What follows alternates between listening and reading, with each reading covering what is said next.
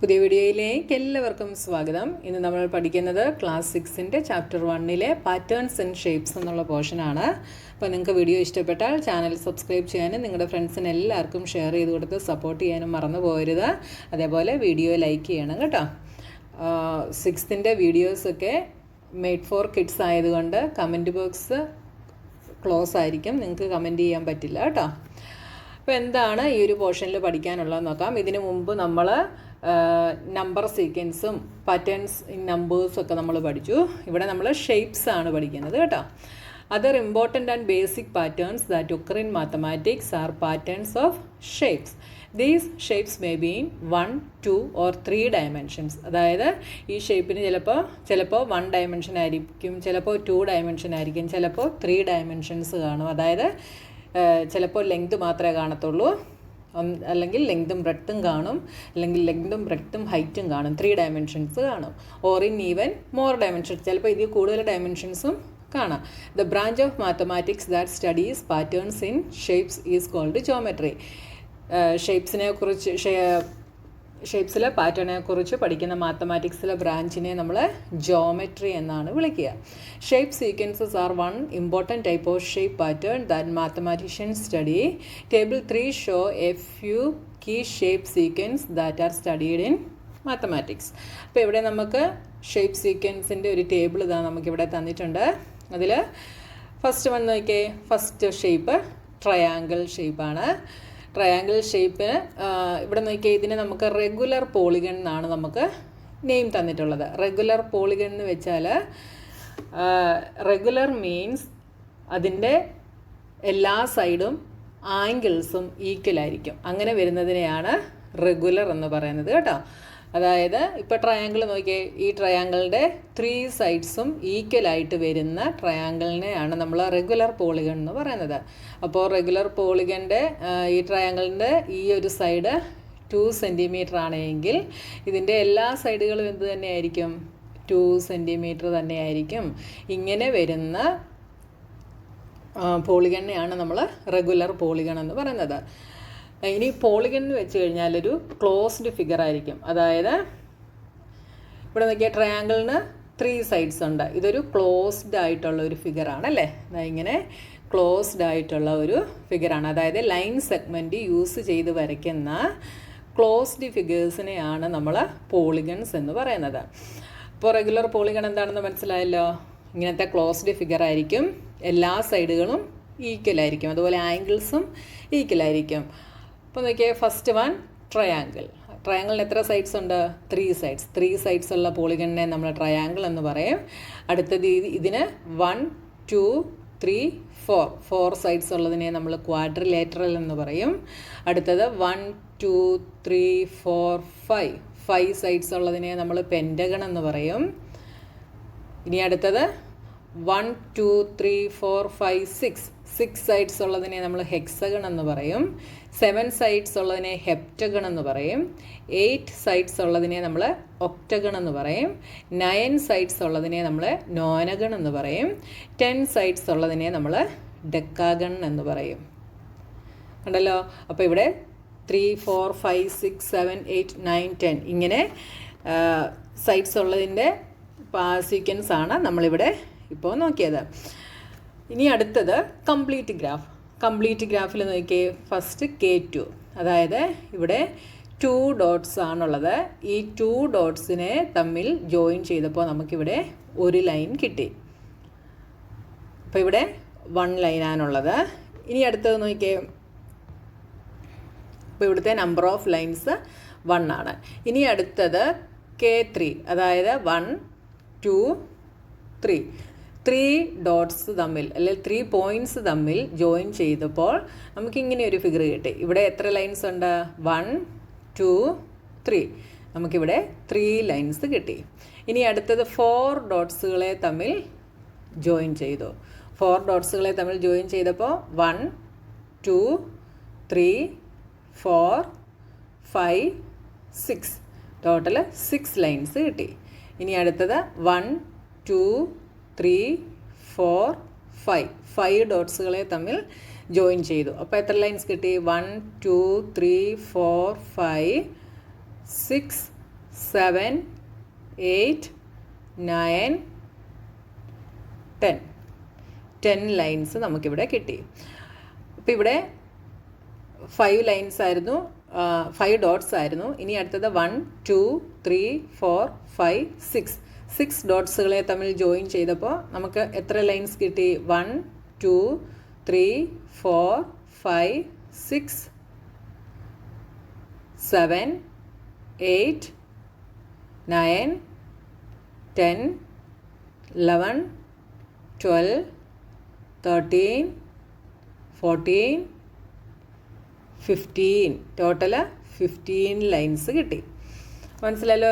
2 ഡോട്ട്സുകളെ തമ്മിൽ ജോയിൻ ചെയ്തപ്പോൾ നമുക്ക് 1 ലൈൻ കിട്ടി. 3 ഡോട്ട്സുകൾ ജോയിൻ ചെയ്തപ്പോൾ 3 ലൈൻസ് കിട്ടി. അടുത്തത് 4 ഡോട്ട്സുകളെ ജോയിൻ ചെയ്തപ്പോൾ നമുക്ക് 6 ലൈൻസ് കിട്ടി. 5 ഡോട്ട്സുകളെ ജോയിൻ ചെയ്തപ്പോൾ നമുക്ക് 10 ലൈൻസ് കിട്ടി. 6 ഡോട്ടുകളെ ജോയിൻ ചെയ്തപ്പോൾ നമുക്ക് 15 ലൈൻസുകൾ നമുക്ക് കിട്ടി. ഇനി അടുത്തത് സ്റ്റാക്ഡ് സ്ക്വയേഴ്സ്. അപ്പോൾ ഇവിടെ ഒരു സ്ക്വയർ, ഇവിടെ ഒരു സ്ക്വയർ. അടുത്തത് 1, 2, 3, 4. 4 സ്ക്വയർ. 4 സ്ക്വയർ എന്ന് വെച്ചാൽ എന്താ? 2 × 2. അതായത് 2-നെ 2 ടൈംസ് മൾട്ടിപ്ലൈ ചെയ്യുന്നു. 2 സ്ക്വയർ കിട്ടി. അടുത്തത് 1, 2, 3, 4, 5, 6, 7, 8, 9. ഇവിടെ 9 സ്ക്വയേഴ്സ്. അതായത് 3 × 3. അതായത് 3 സ്ക്വയർ. അടുത്തത് 1, 2, 3, 4, 5, 6, 7, 8, 9, 10, 11, 12, 13, 14, 15, 16. അടുത്തത് 16 സ്ക്വയേഴ്സ്. അതെത്രയാണ്? 4 × 4. 4 × 4 is 4 square. അടുത്തത് 1, 2, 3, 4, 5. 1, 2, 3, 4, 5. 1, 2, 3, 4, 5. 1, 2, 3, 4, 5. 1, 2, 3, 4, 5. 5 ടൈംസ്. അപ്പോൾ അതെത്രയാണ്? 25. 5-നെ 5 × 5. That is 5 square. 5 2 times multiply ചെയ്യുന്നു. 5 × 5. 5-നെ 5 ടൈംസ് അല്ല, 5-നെ 2 ടൈംസ്. 5 × 5 ദാറ്റ് ഈസ് 5 സ്ക്വയർ എന്ന് നമുക്ക് കിട്ടി. അപ്പോൾ ഇവിടെ നമുക്ക് സ്റ്റാക്ഡ് സ്ക്വയേഴ്സിൽ സ്ക്വയർ നമ്പേഴ്സാണ് വന്നിട്ടുള്ളത്. അടുത്തത് സ്റ്റാക്ഡ് ട്രയാങ്കിൾസ്. ഇവിടെ നമുക്കൊരു ട്രയാങ്കിള്. അടുത്തത് നോക്കിയേ, ഇവിടെ 1, 2, 3, 4. അടുത്തത് 4 ട്രയാങ്കിൾസ്. 4 എന്ന് വെച്ചാൽ 2 × 2 ആണ്. അടുത്ത എത്ര ട്രയാങ്കിൾ വന്നു?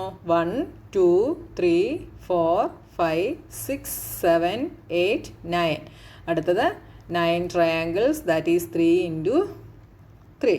അപ്പോൾ നിങ്ങൾ ട്രയാങ്കിൾസ് വരയ്ക്കുമ്പോൾ ഇങ്ങനെ വരയ്ക്കുക കേട്ടോ. വേണമെങ്കിൽ നിങ്ങൾക്ക് ഡോട്ട് ഇട്ട് വരയ്ക്കാം. 1, 2, 3, 4.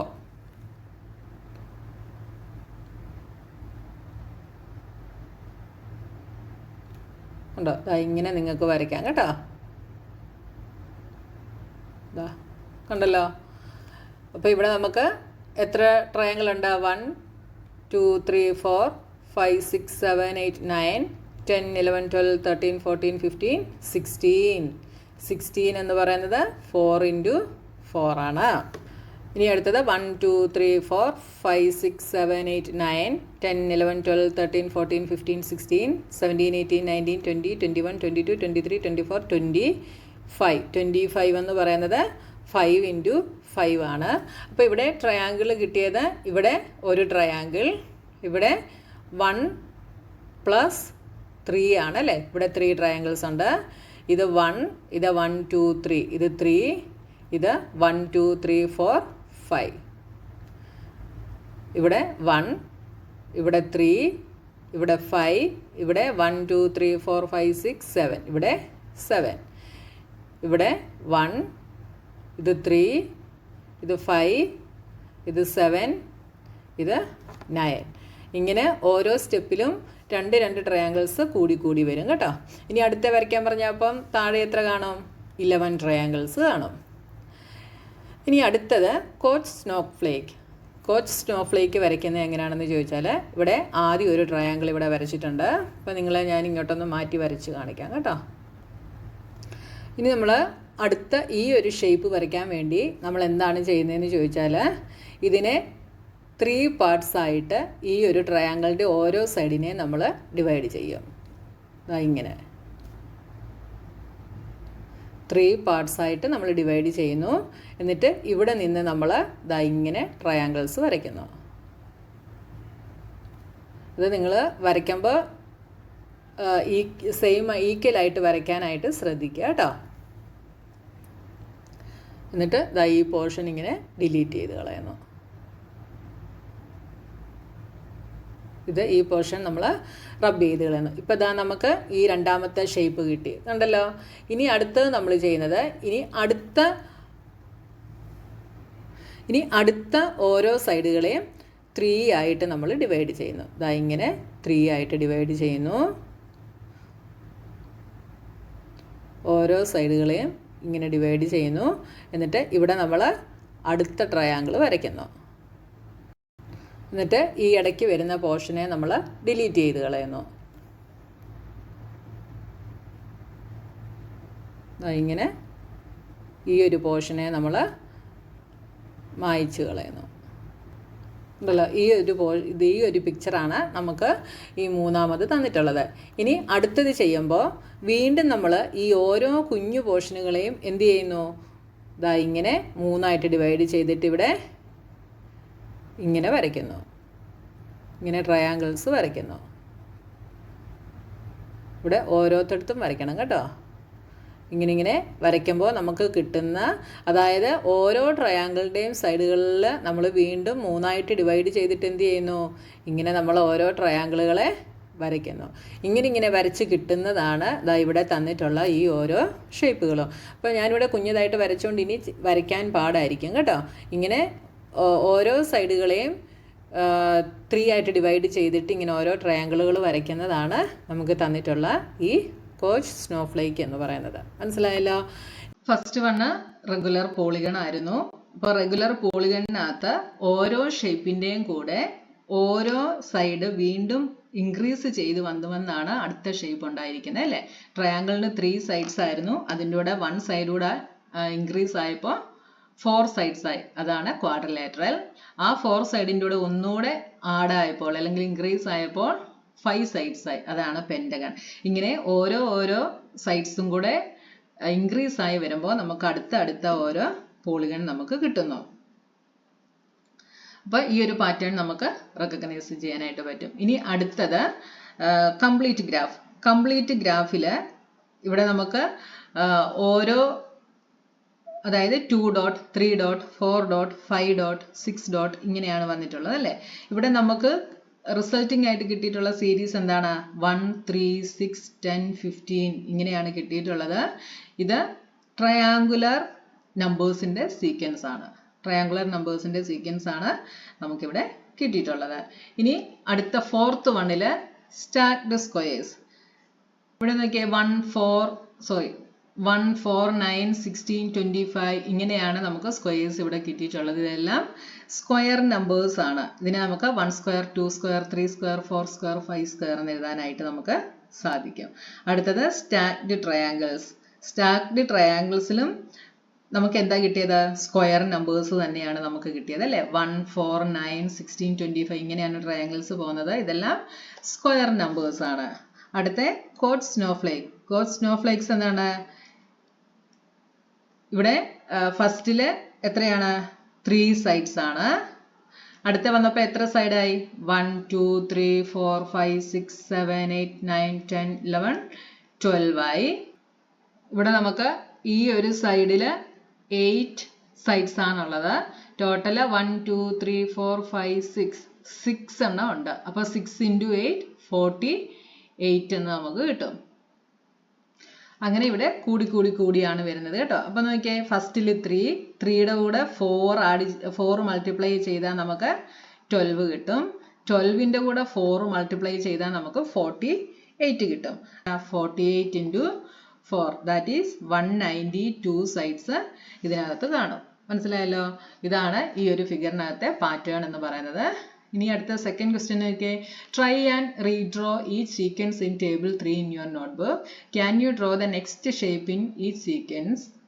Why or why not? After each sequence, describe in your own words what is the rule or pattern for forming the shape in the sequence.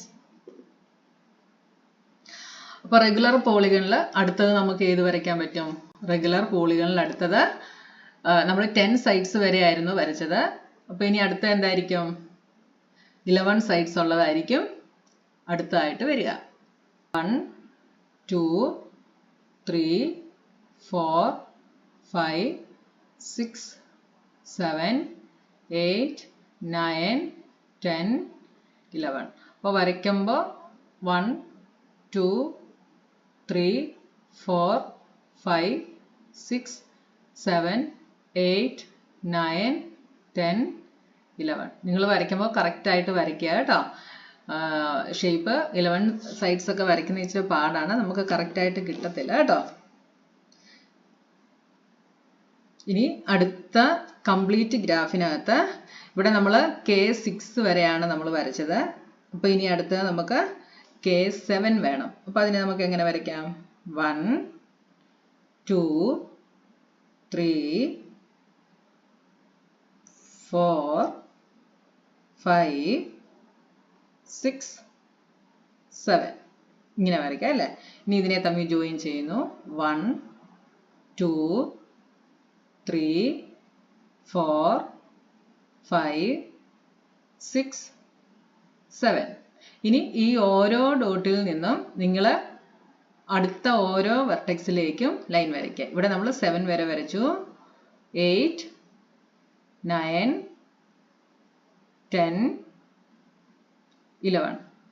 ഇനി ഇവിടുന്ന് 12 13 14 15. ഇനി ഇവിടുന്ന് 16 17 18. ഇനി ഇവിടുന്ന് 19 20. ഇനി ഇവിടുന്ന് 21. അപ്പോൾ ഫുള്ളായല്ലോ. അപ്പോൾ നമുക്ക് 21 ലൈൻസ് ആണ് നമുക്കിവിടെ കിട്ടിയത് കേട്ടോ. ഇനി അടുത്തത് സ്റ്റാക്ക്ഡ് സ്ക്വയേഴ്സ്. ഇവിടെ നമുക്ക് 5 into 5 ആണ് നമ്മൾ വരച്ചത്. ഇനി അടുത്ത വരയ്ക്കുമ്പോൾ അപ്പോൾ 6 into 6 നമുക്ക് വേണം. 1 2 3 4 5 6. 1 2 3 4 5 6. തിരിച്ചും അതേപോലെ വരയ്ക്കുക. 1 2 3 4 5 6. ഇത് 36 കാണും. 5 into 5 ആണ്. ഇനി അടുത്ത നമുക്കിവിടെ 5 into 5, അതായത് 25 ട്രയാങ്കിൾസ് ആണ് ഇവിടെ വരച്ചിട്ടുള്ളത്. അപ്പോൾ അടുത്ത വരയ്ക്കാൻ എന്ത് ചെയ്യണം? ഇവിടെ തന്നെ ഞാൻ വരച്ച് കാണിക്കാം. ഇങ്ങനെ താഴേക്ക് വരച്ചിട്ട് ഇവിടെ 1 2 3 4 5 6 ഡോട്ട്സ് ആയിരുന്നു. അപ്പോൾ ഇനി അടുത്തത് 7 ഡോട്ട്സ് വേണം. 1 2 3 4 5 6 7 8 9 10 11. അതായത് അല്ലെങ്കിൽ 11 ട്രയാങ്കിൾസ് വേണം. ഇങ്ങനെ വരും. അടുത്തത് 11 ട്രയാങ്കിൾസ്. ഇനി അടുത്തത് വരുമ്പം ഇനി ഈ വരച്ചേക്കുന്നതിൽ എന്ത് വേണം? ഓരോ സൈഡിനെയും 3 ആയിട്ട് ഡിവൈഡ് ചെയ്തിട്ട് ഓരോരോ കുഞ്ഞു ട്രയാങ്കിൾസ് വരയ്ക്കണം. അതിവിടെ വരയ്ക്കാൻ പാടായതുകൊണ്ട് ഞാൻ ചെയ്യുന്നില്ല കേട്ടോ.